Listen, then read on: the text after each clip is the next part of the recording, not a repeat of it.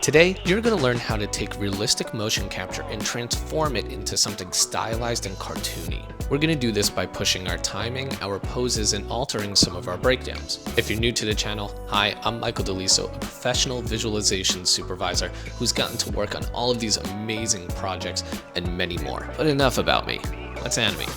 So let's dive into Maya here. I have my mocap already loaded onto my character here. I got it off of Mixamo. It's just a simple kind of slash attack move. So what I'll typically start doing is start analyzing the clip and kind of picking out little moments, little things that I want to do with it. It's good to just build up that knowledge as you go in, so you're not going in blind and completely just unknowingly doing things. So one of the things that I've been seeing with this clip is I know at this peak here, I'll probably be pushing the height just to get a little bit more air. We're definitely going to exaggerate that timing, so it's a little bit more hang time up there. Really fix that pose. As he comes down, probably won't have him come up immediately. Probably have him slam and then pop up, but really hold that slam. One other thing that I notice is that he is a little off balance on his pose here. It's not too bad, but he just feels a little off balance, so we'll fix that. So after analyzing everything, I'll bring all of this into the time editor and I'll start doing a retime there, really trying to push a pose and really mess with it. So let's open up the time editor. I'm going to select all of my body controls here, and I'm going to go File, Add Animation from Scene Selection. That's going to put that into my time editor in a clip here, so I can retime and I can scale and do whatever I need to. Something that I like to do in time editor is just before I actually really start scaling anything out or really starting to mess with it, is I'll find moments and I'll split the clip. So I know that these are little moments of where I can cut and use from. We have our standing. Okay, here as he goes into his little anticipation, I'll split there. As he goes up, I already know that I want to exaggerate this timing. So this jump up, and probably, I don't want to do it at the apex. I want to do it a little bit before, because that moment at the apex will stretch out a little bit. So I'll split at the current frame. That little apex here, I'll probably split here. We have our descent down and slam.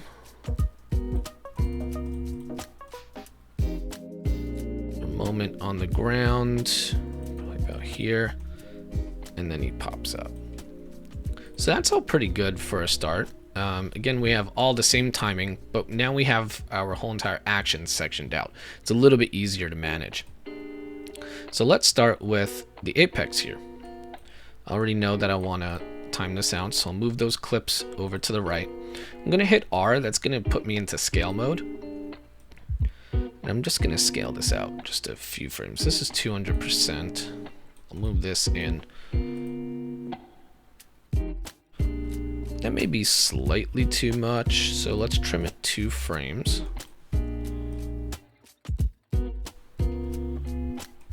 That's fun, and we can mess with this and we can come back to it. We don't have to be so concrete in our timing right now. This is a moment, and this is a time for experimentation in our clip. The more that we can figure out here, and the more that we can roughly set it up, the easier our cleaning up later is going to be. So the jump up, I'm going to scale down a little bit. I want to make that a little bit faster, a little snappier.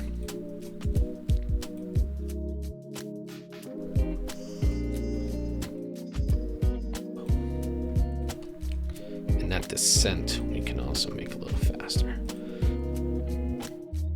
That way we're really feeling a little bit more of that power. In our original version, it hit, there was an impact, but it wasn't as strong as I think it could be. I said we want to extend this a little bit and linger before he pops up, so. Not too bad, we could probably do just another few frames.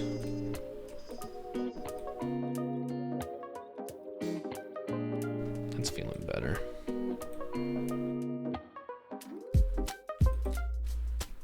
Trim this down.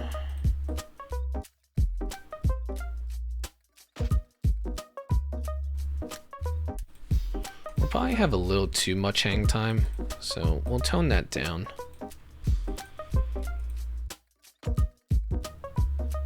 That's feeling better.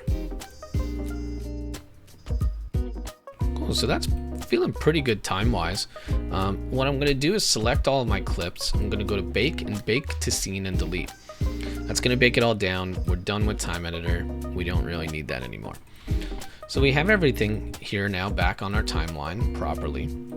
What you'll see here is where you scaled out. You have a lot of decimal points here, a lot of subframes.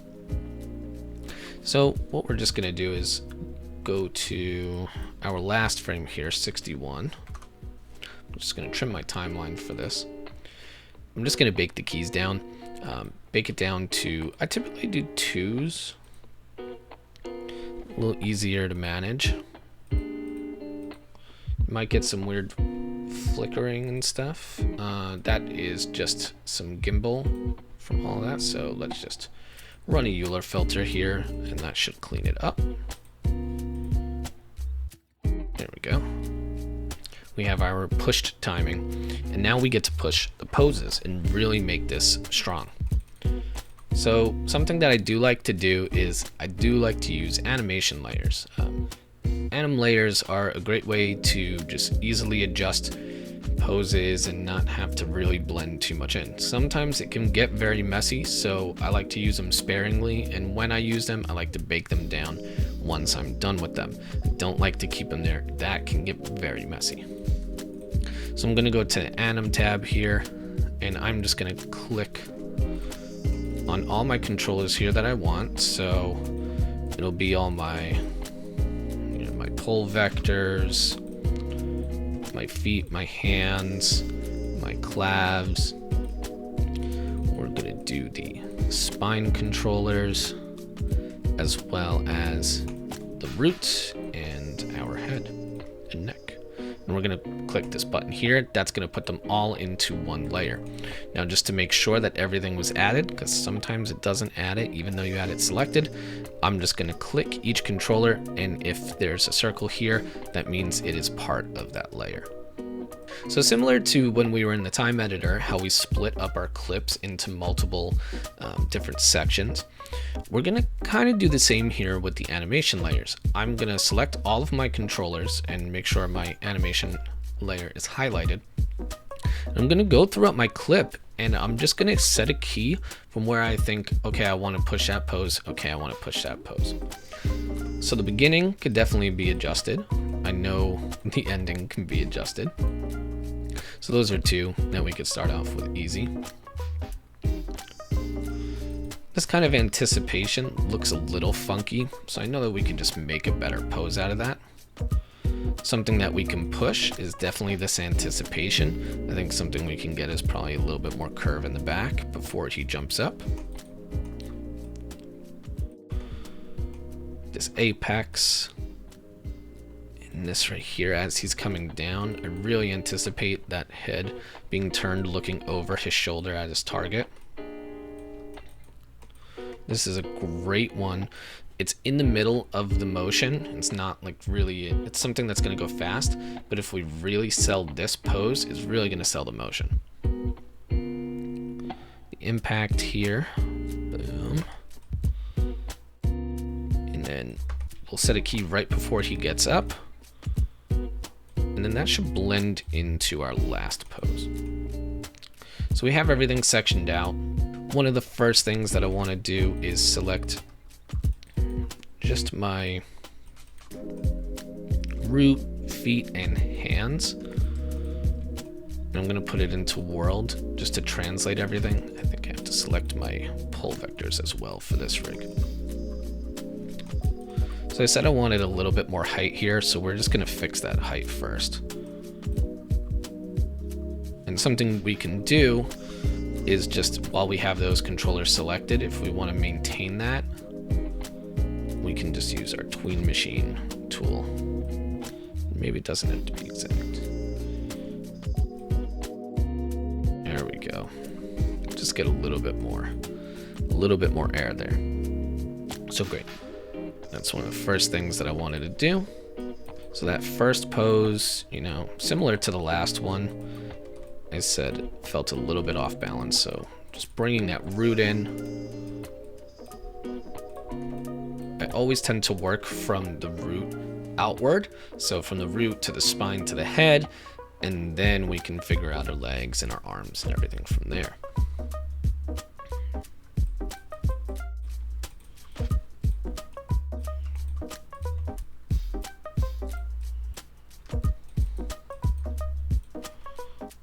This isn't too bad with the arms, but we'll just push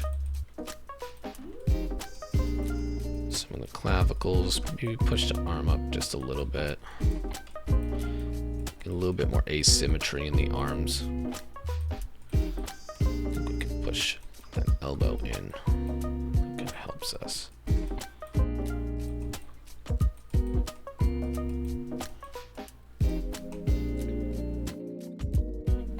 That's feeling a lot better, and we can always test out and see what our previous pose was with the animation layer by hitting the mute. So that was our initial pose, and this is where we're at now, which is pretty great.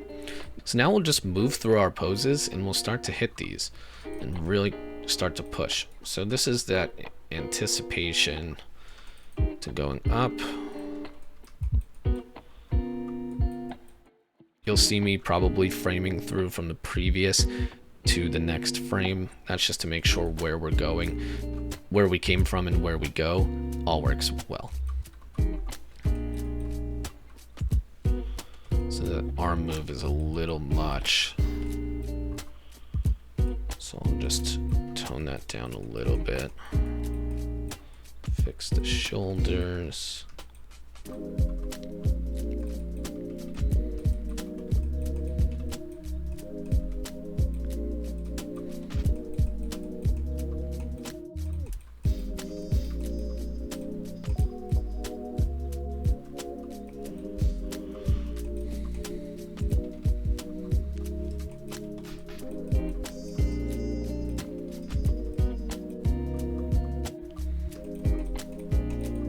This one we really wanted to push that anticipation a little bit more. His back is very flat,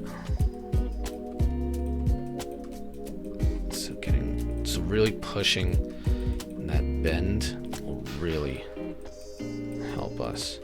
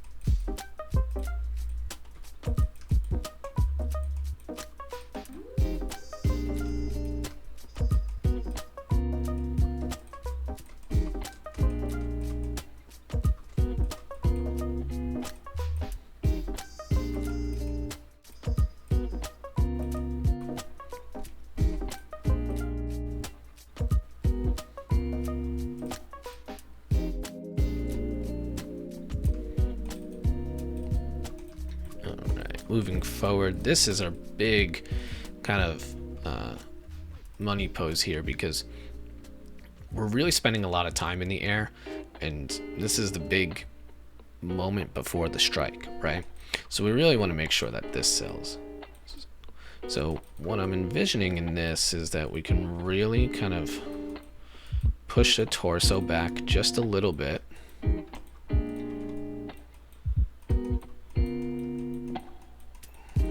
Get his,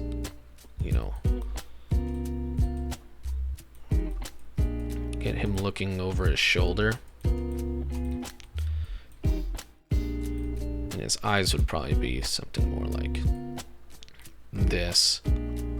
We'll do facial animation after. I think we can push the knee up.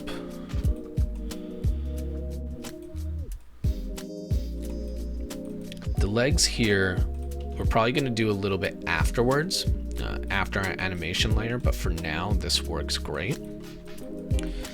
Even with the arms, but we're still going to push them here, even though we know that we'll probably tweak it later. So one of the biggest things in action is, and just animation in general, is clarity. So what I'm doing with the arm here and the hand here, if I unmute this, you can see it's kind of at an angle, but it's slicing downwards. It's slicing down like this, but in our anticipation, in our big money pose, it's like a little sideways, almost 90 degrees. So for a better clarity's sake in the action, something that I wanted to do was make sure that we really get that elbow starting to lead the action.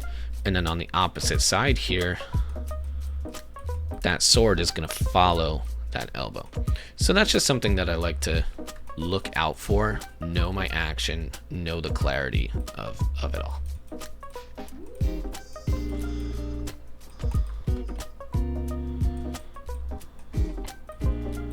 And then this elbow's a little strange. There we go. So just comparing poses, we went from this to this. Much stronger, much cooler.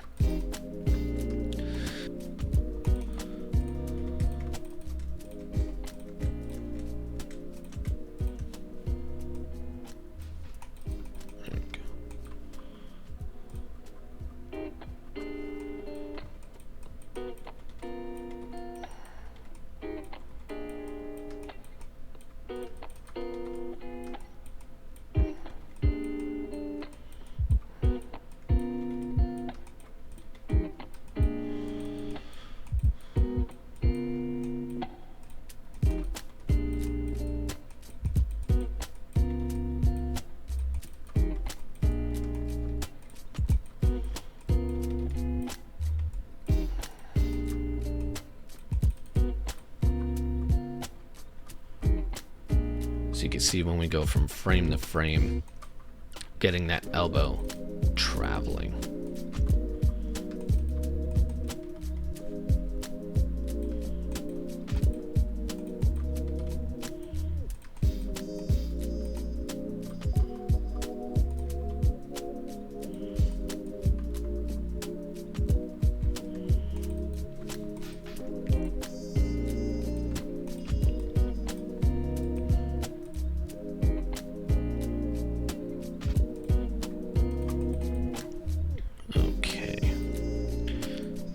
To the next pose here.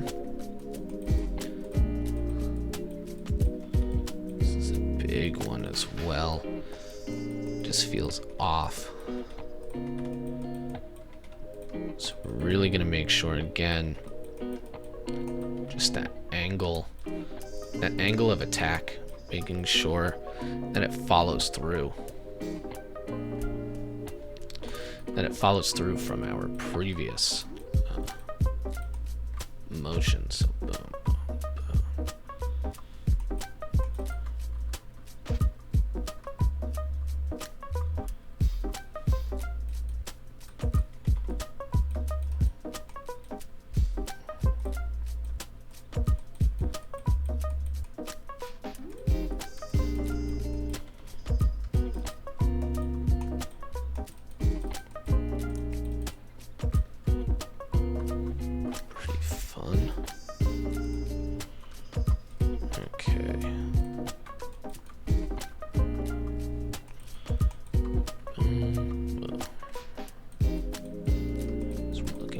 Something like that.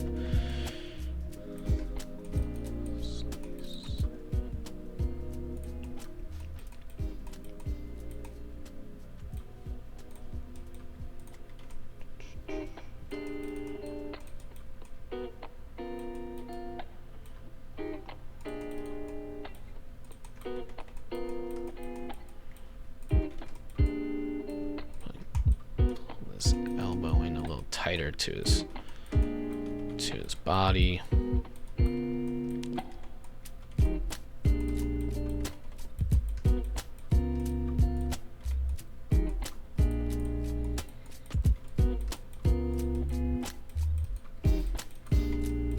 want him to be looking at, you know, his target that he just struck down, right? So we'll just make sure that that sight line is proper throughout. Before, he was looking at his knee for some reason. So here's our fixed pose here. Could probably also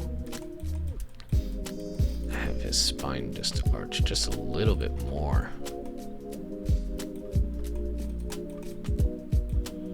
Something that we could do is, we didn't add this controller, but we can add it afterwards. So I'm going to add this hip controller.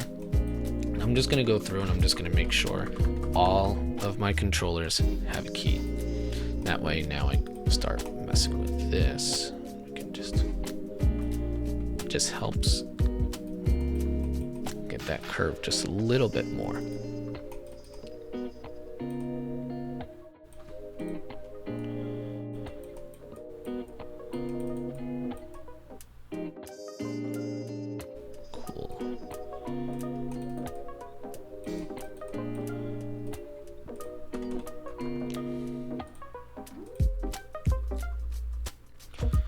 Now with our last kind of, not our last pose, but with our last pose before he stands up, it's pretty much the same pose as the one that we just adjusted. So I'm just going to select all of my controllers and I'm just going to use Tween Machine to bring it back up. There might be a few little tweaks that we have to do, like for this left arm, for example,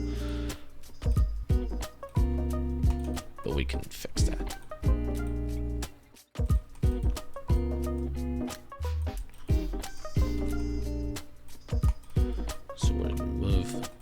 All this in. Again, get it tight to his chest.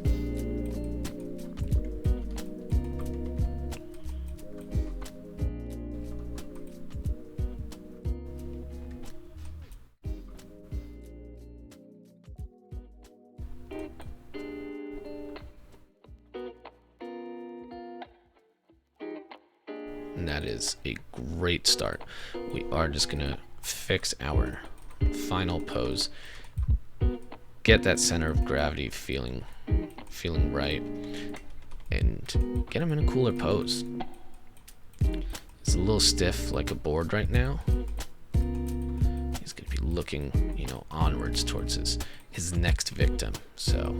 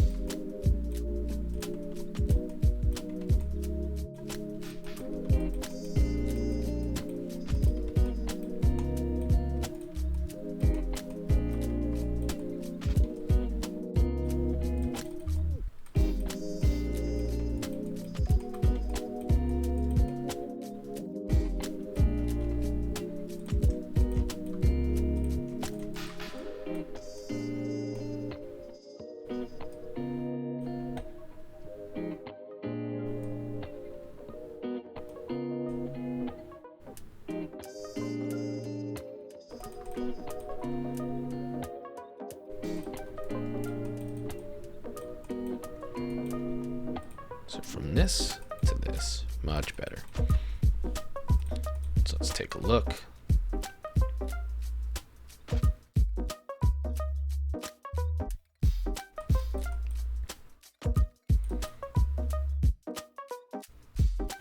That's feeling pretty good.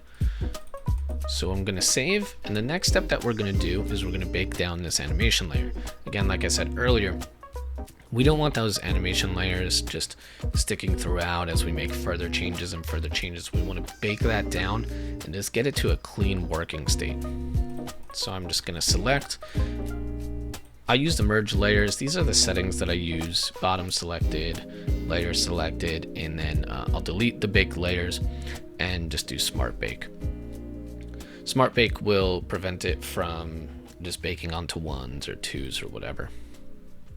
So here's my animation so far, and this is already looking loads better from before. But we can just push a few more things now. Now the way that I have this set up is I have some bendy controllers here on the arms, which is pretty awesome. It's a lot of fun. It's very easy to mess those up, to really go too far. But in moments that we really want to stretch and just make some impacts better, we can really go that far. So one of them is like here, for example.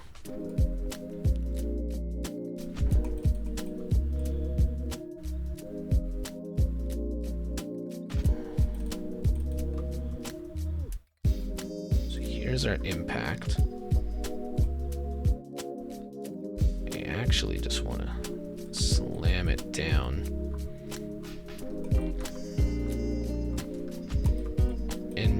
What I'm doing here in this moment is just tracking the arcs, making sure that you see how it's here and then it jumps to the side but then comes back. So it kind of does here, off to the side a little bit, comes back. Those are moments that we want to clean up.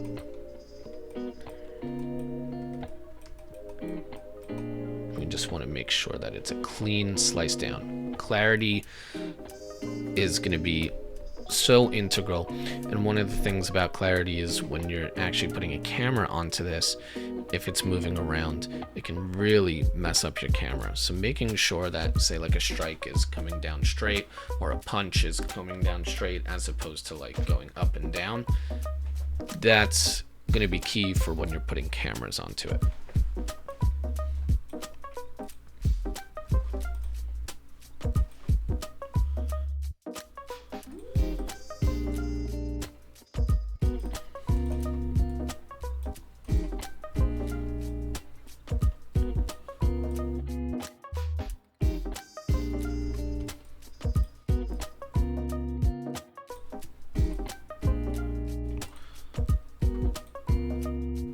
So what we want in our stretch moments is we want to feel it. We don't necessarily want to see it.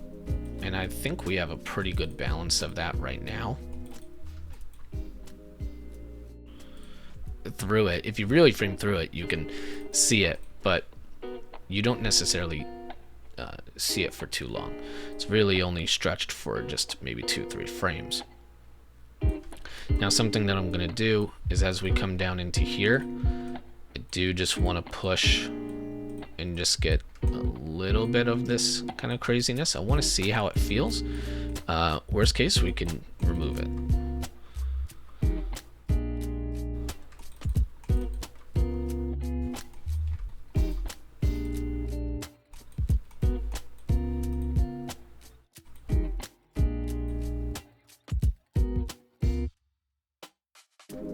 That's feeling pretty nice.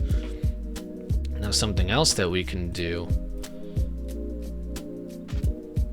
is maybe plant this foot a little bit sooner. Because right now, if you see, both of his feet are kind of landing at the same time. Let's break that up, because as we come up, his right foot is coming up first. Let's have that land first. And that's going to cause some asymmetry in the motion. So I can actually just take this now. For some reason, stretchy is not on. We are going to put that back on. And I'm going to cut the keys so it's always on.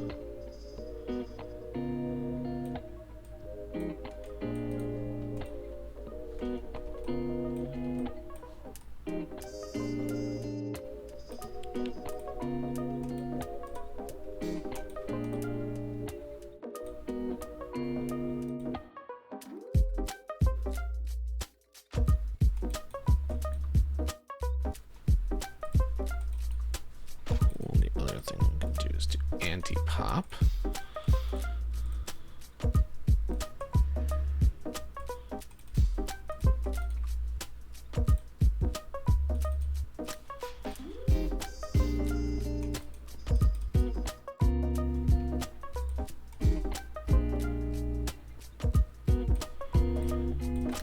And with this leg here,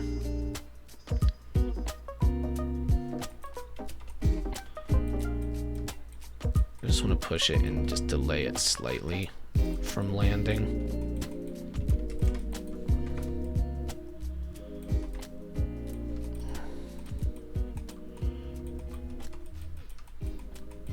Have it almost mimic the other foot as it comes up.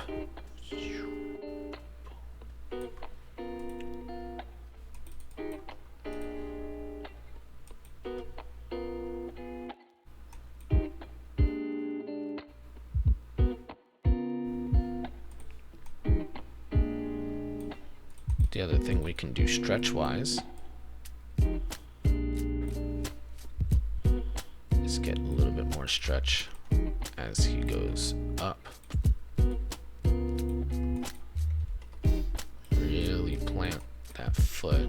And the roll come up a little bit.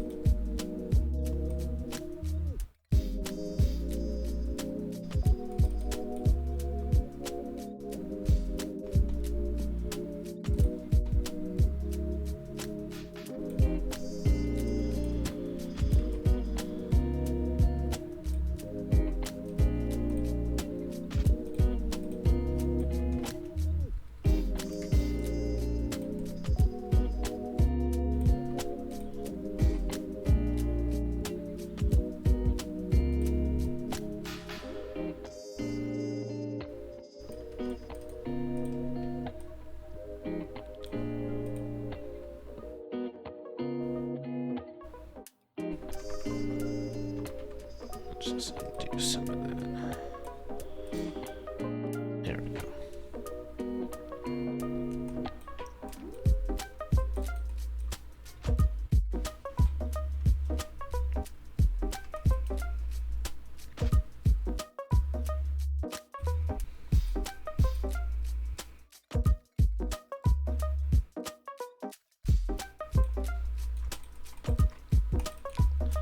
It's feeling pretty cool.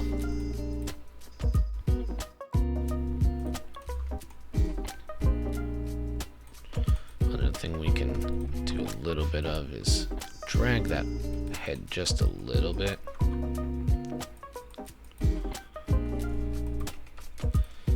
As it comes down.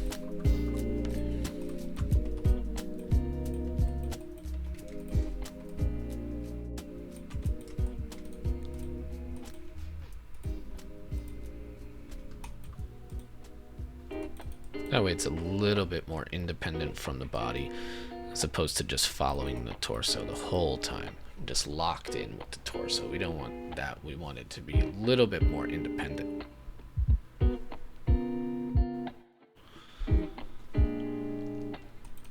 Cool, so this is feeling pretty good.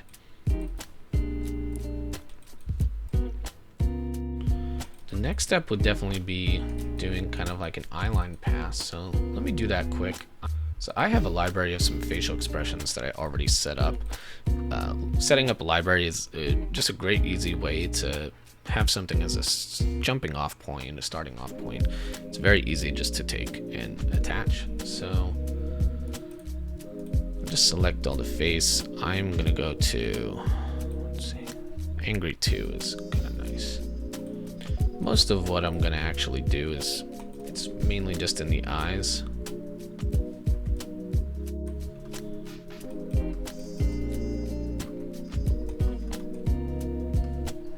So as it comes around, I was saying earlier, have him looking over. That's cool.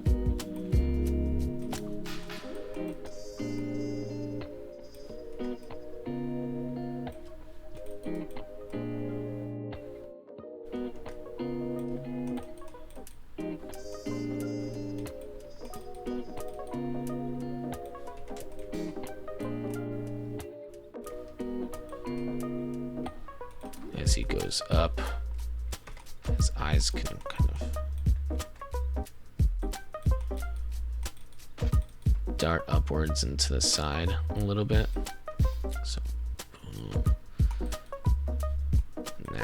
causes him to stand up. And be ready.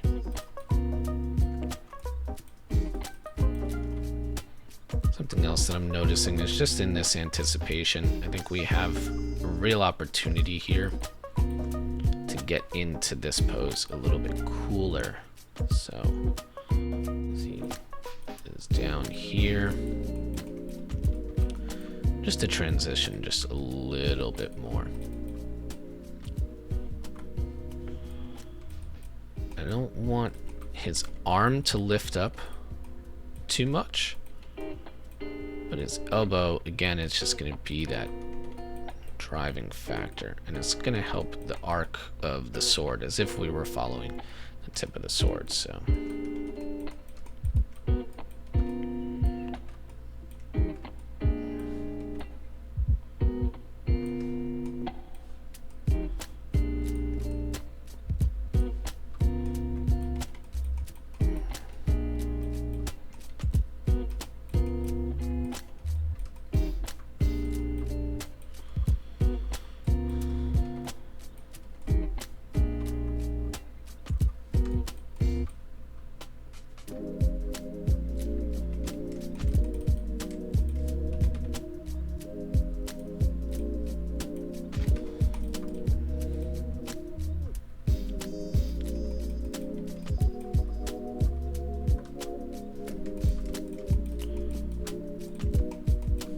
Basically, just going to delete a few frames,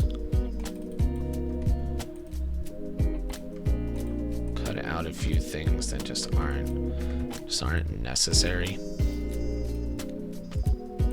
Okay, clean it up just a little bit, right?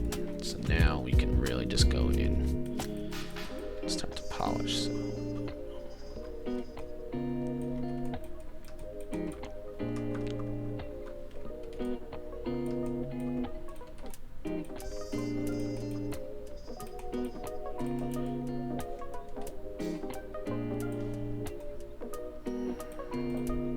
There's a moment here to really just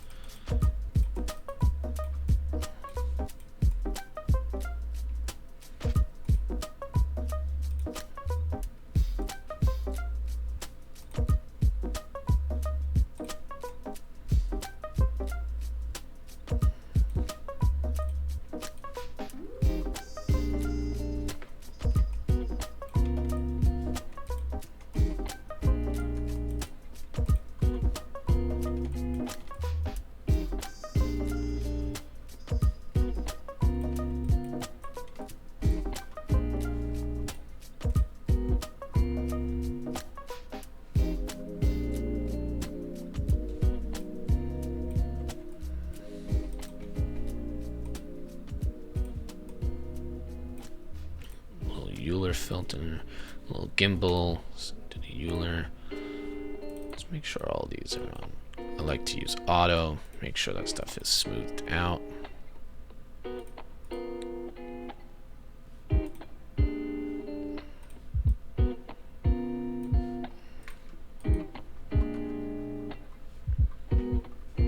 just really want to smooth this kind of motion out.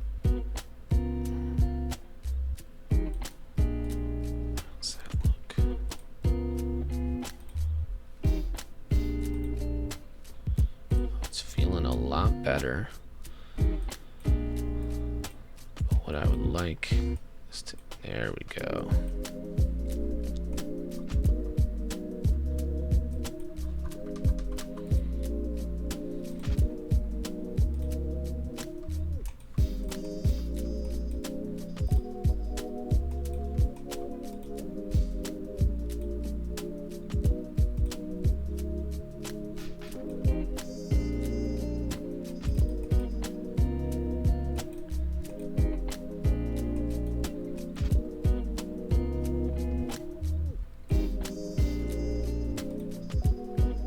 Much cooler with the arcs.